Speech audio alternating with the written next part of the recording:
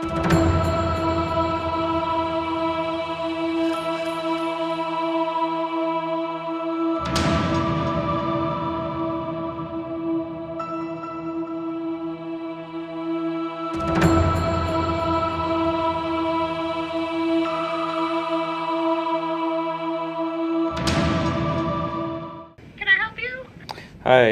here to see.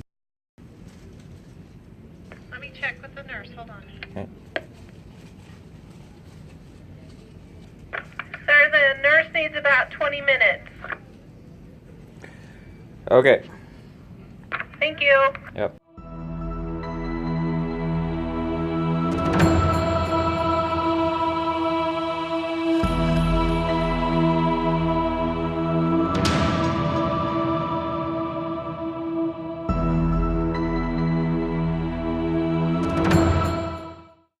Hey everyone, welcome to the Room Vlog. My name is Carson, and before we get started here, I just have to thank everybody for hanging in there with my sparse content the last couple months.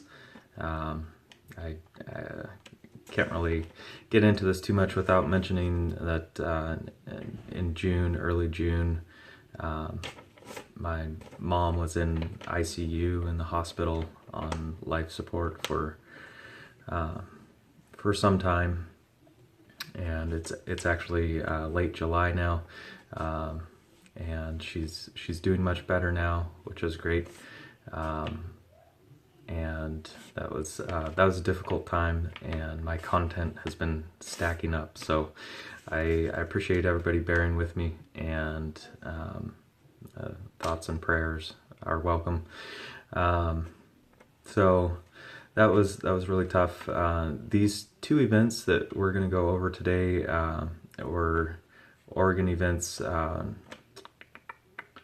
4 and 5, I believe, and at PIR South Paddock. They're the last two events, autocross events at South Paddock, before they are doing their long-awaited repave of the surface. So the first day was pretty rainy and wet one, and so we've got some good analysis on runs to compare in the wet, and some insights I want to share with you about just getting on throttle on corner exit in the wet, and making extra sure to not overshoot your braking zones and that sort of thing. So got some fun video to compare there. And like I said, you know, I do want to, I'm intent on releasing this in chronological order, and so this is why we're going all the way back to these events for June 10th and 11th. And it was kind of difficult for me. You know, I've wanted to make every autocross event, which I have for the last few years, and so with my mom in the hospital, that was really tough. And a lot of a bit of a dilemma for me as far as whether to go or not, but she was in a stable condition and only an hour away during that weekend, and so decided to make the trek down there. I feel like I should mention my parents have been separated since I was 2, so my dad was racing with me, but yeah, we went down for this event, and had quite a bit of fun, actually. Beyond just the rain, the second day was the first time that we have co-chaired an event, and so my dad and I co-chaired event number 5. We got to design the course, which was really cool. I'll show you some prototype course designs that did not get approved by our fearless leader, Dan Bullis, and for good reason, definitely for good reason. But I'll show you kind of what I went through, my thoughts on course design as I was coming up with our first course. So that was very cool. Yeah, that's pretty much it for the intro. Let's jump into some runs here, and I'll play it through the first time so you can see the full runs. These are split screen, top and bottom between my second run of the day, which was my fastest competition run, and my fifth run of the day, which was my fastest run overall. And so we'll play it through once here, and then I'll come back and we can kind of break it down section by section and look at those insights that I was talking about.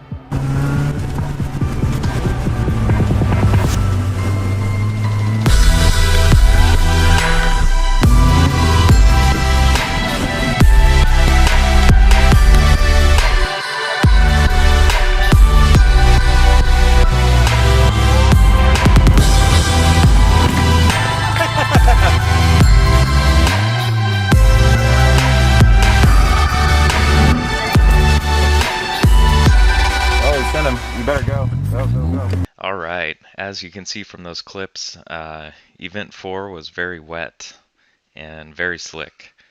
And so one concept to think about in this type of environment is your power to grip ratio of your car is much larger in the rain. And so you have a lot more power to put down per the grip that you're used to when you're driving in the rain. For me, this meant, in the E Street Miata, that I couldn't just use the throttle as a as a on-off switch. Usually coming out of the corners on a regular dry day, you can just hammer down in the Miata because it doesn't have all that much power. But I felt a little bit more like I was driving a Camaro or something at this event, and I had to roll onto the throttle in the corner exit. And so when you're not used to this, or when you're first getting used to it, it makes it easy to bobble the car on corner exit or oversteer out of the corners when the steering wheel's still wound up into the corner.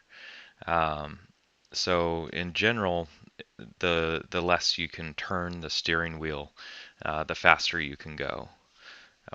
Or the less you turn the steering wheel, the faster you can go. And of course, this goes for all conditions, but especially in the wet, it pays off to be smooth in the wet. And so I'm gonna play this this split screen through one time, just so you can watch it and compare a full run without any interruptions. Of course, the top run, you can see there's my second run. That was my fastest run of the competition ones.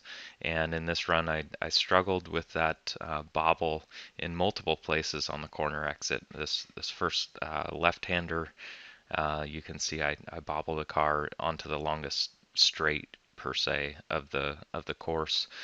You can see my fifth run here with my dad on the bottom is much wetter. The course is much wetter, but I still ended up being almost a full second faster on this run. And so I really wanted to discover why, beyond that I had just had more practice on the course. There's some definite reasons why I was faster, but there's still a decent sized mistake on the fifth run that we'll review as well. And so let's run through this once and see what you think.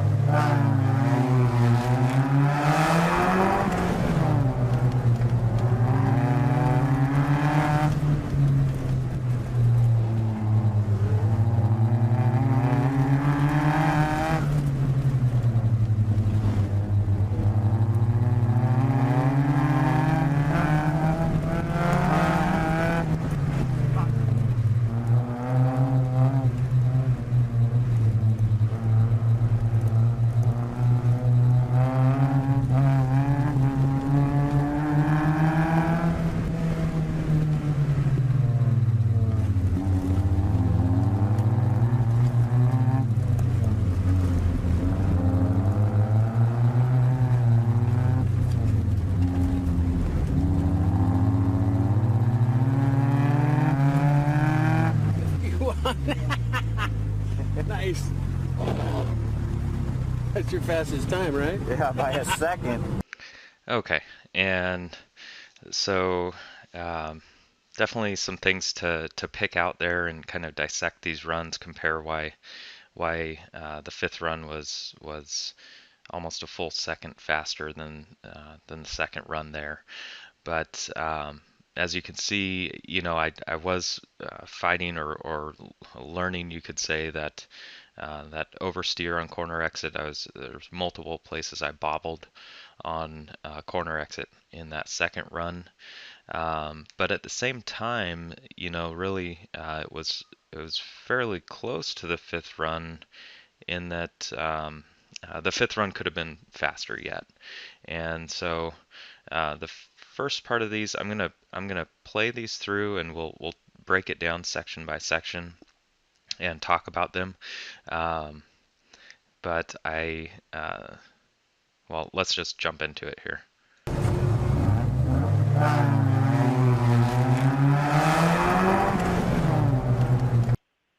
So launch pretty much identical thus far. And around this first corner to the left, it was actually the fifth run that I bobbled the first time around. We actually, going around this twice, I lost track.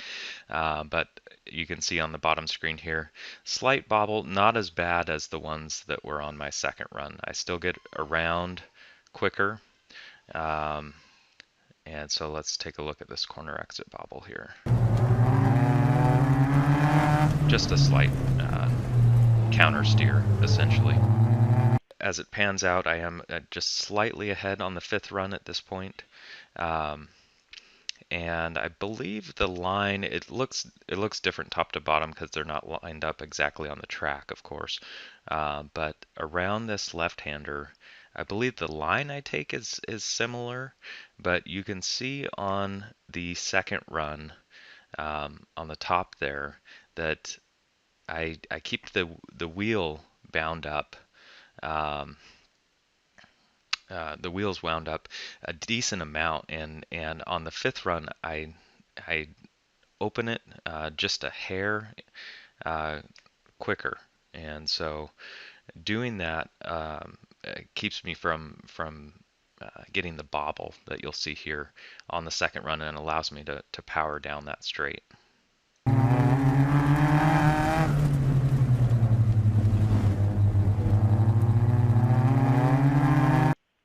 So you can see the bobble there on the second run, just being a fraction more efficient with the throttle or opening the steering wheel just a split second earlier is actually going to help you from getting that oversteer. And when I say rolling onto the throttle, I'm not talking about Sunday driving or anything like that. Of course, like I mentioned with the Miata, normally in dry conditions, you can just use it like an on-off switch. You can pretty much just slam the thing down on corner exit, and you're not going to get any significant oversteer most of the time. However, when I talk about rolling onto the throttle, you want to spend maybe a tenth of a second to go from 0 to 100%, or maybe 2/10 or something like that. Just be a little bit more easy onto the throttle to account for that lack of grip that you have. And so in this case, it really cost me comparing second run to fifth. Probably. Definitely by the end of this straight here, I'm probably a few tenths ahead of my second run on the bottom there. And I actually paid attention and watched the RPMs. I got to 5,800 on my fifth run by the time I was braking for the corner, and only 5,000 RPMs on the second run on the top there. So it definitely paid off getting onto this longer straight, you could say, as far as how much ground I could make up. The issue that we'll see here as I play this next section is, and this is something I've noticed with a lot of my driving, not just in the wet or anything like that. Once I get faster and faster throughout the day, it's basically I'll start overdriving corner entries. And so I'll get faster. I'll think, okay, I'm going great. But then I overdrive the entry. And you can see this is what happens here on the fifth run. And so I pretty much give all of that back. I give those few tenths, 3/4 of a second that I had gained over my second run. I give it all back at the end of this straight, getting into the right hand sweeper. And you can see on my second run, I pretty much almost catch back up with my fifth run here.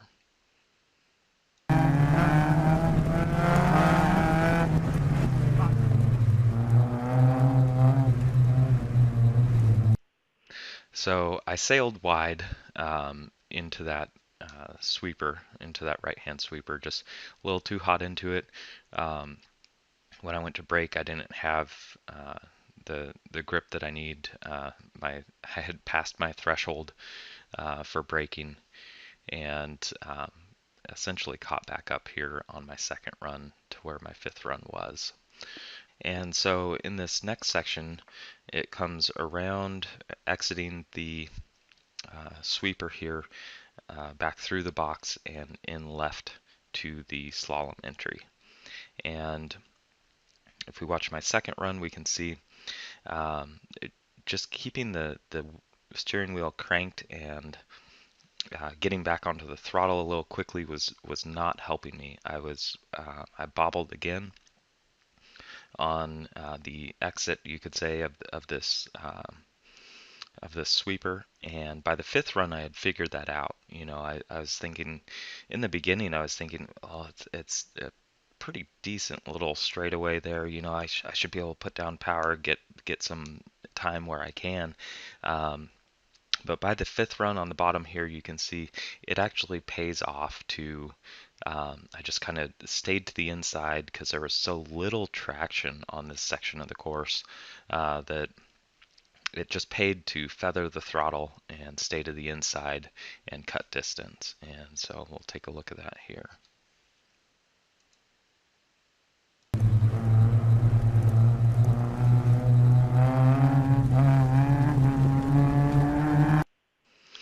And you can see that really made a big difference there. That's probably at least a couple tenths, 2-3 tenths difference. I'm already turning back to the right on my fifth run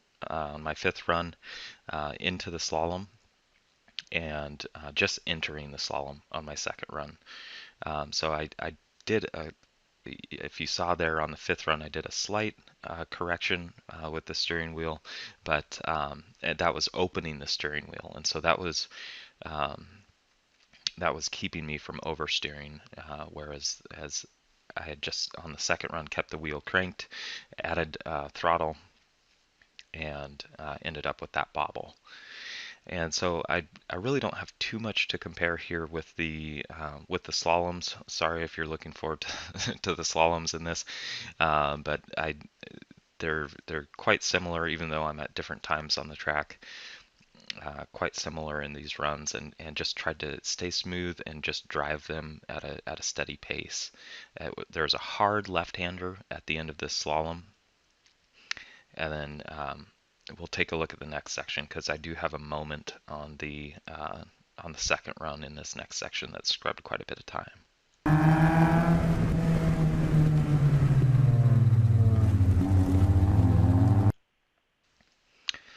Okay, and so you can see here again, I'm a little bit ahead on my fifth run. It goes down into this is a very bumpy section of South Paddock, and everybody will be grateful when it's when it's repaved.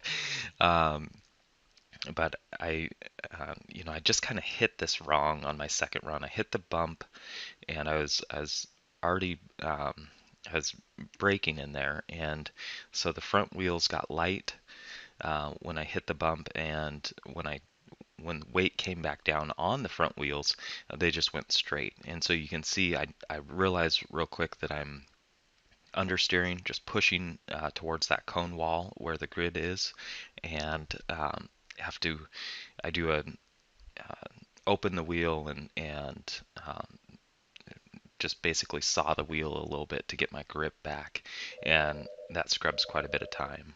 So let's take a look. Open the wheel there, and yeah, I was going straight and had to open the wheel or saw the wheel a little bit to get my grip back and get back around to the right hand side. And you can see here on the second run, I'm still fighting that bobble coming off the exit. Didn't have um, the right method down or the right technique with how I was opening the wheel and getting onto throttle out of corner exit quite yet. And so we can see this immediately here when I press play on the second run, and it cost me a little bit more time. And you can see on the fifth run, I'm beginning to pull away a little bit. Probably really, I don't know, I would say a few tenths ahead right now, 4 tenths maybe, after this bobble. Probably closer to a half a second or 6.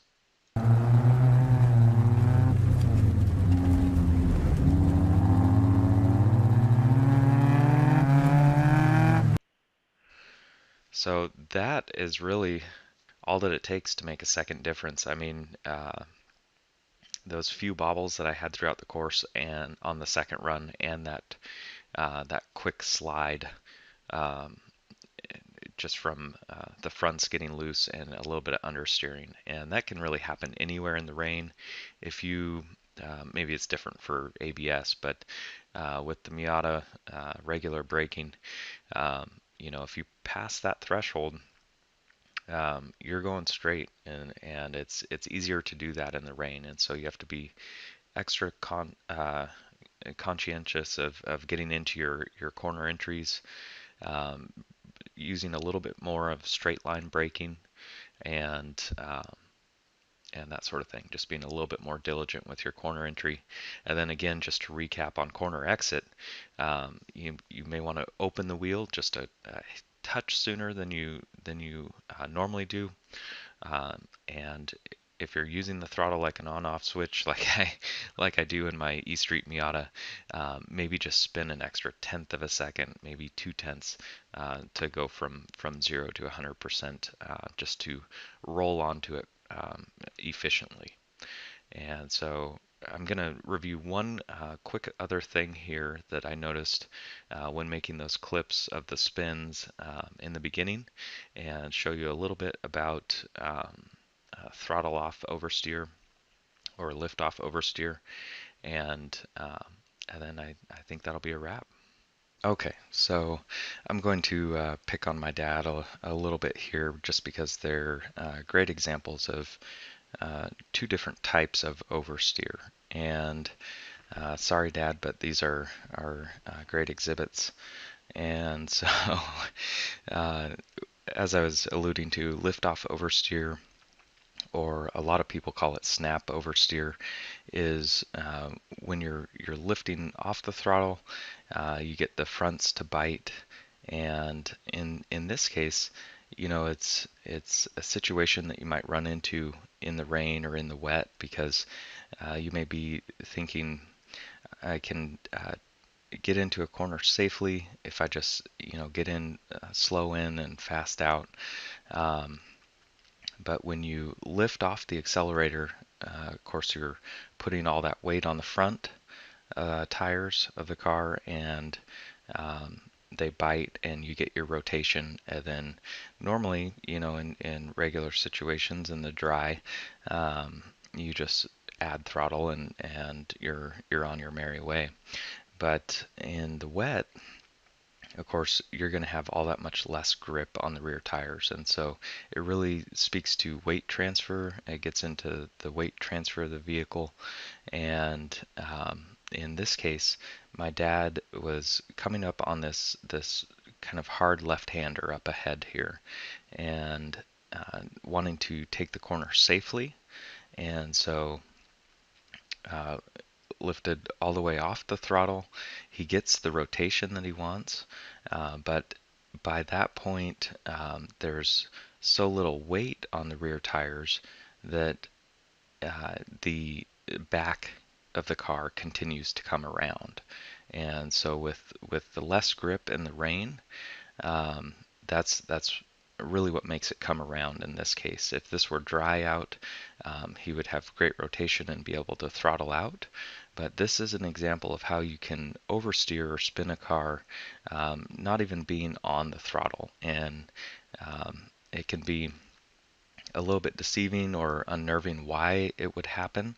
But as we watch here, he's, taking the corner as anybody would view as safely, but there's so little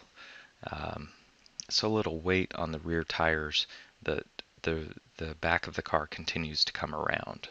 And so we'll take a look at this real quick and just let you watch it.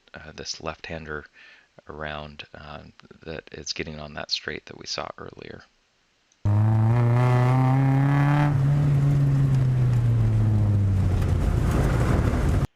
No throttle there.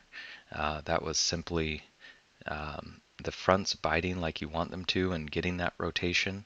But since there was no weight on the rear and he didn't open the wheel early or keep any bit of throttle on to keep weight on the rear tires, they just came around on him.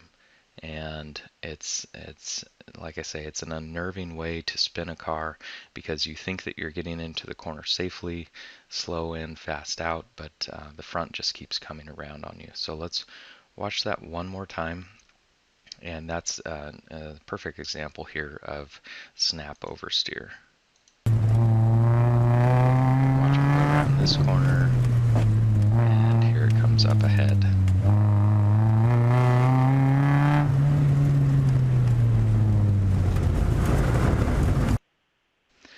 And so that is snap oversteer, and that's different than a lot of people think of, how to spin a car in the rain, and just something to be aware of, and something I wanted to point out since I'm doing this analysis. And so I'm going to jump ahead here. Unfortunately, this lets everybody know that this was on the same run, but the throttle oversteer is, of course, getting back onto it and just either having the wheel cranked too hard when you get back onto it, or punching the gas too abruptly. And in this next corner, as he goes up and around the sweeper, he gets impatient and punches the gas on the exit of the sweeper, and that's the opposite type of oversteer when you're on throttle. So we'll watch this.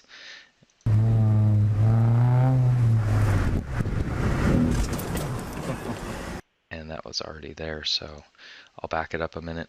But he was exiting this sweeper, and I did the same thing too. I mean, it was super slick in this section, and you wanted to get on it because there was a straight ahead of you, but just punched it a little too abruptly, and the car goes around on him. So one last time.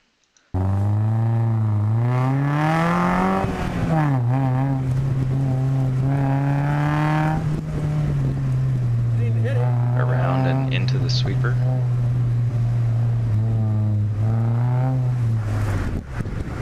And you hear the throttle, you hear him mash down on the throttle, and around goes the rear. So that's two different ways for this example, how to spin a car. I'm sure there's more ways, but for this example, that is it. And let's see here, just to wrap things up, Blake took this event.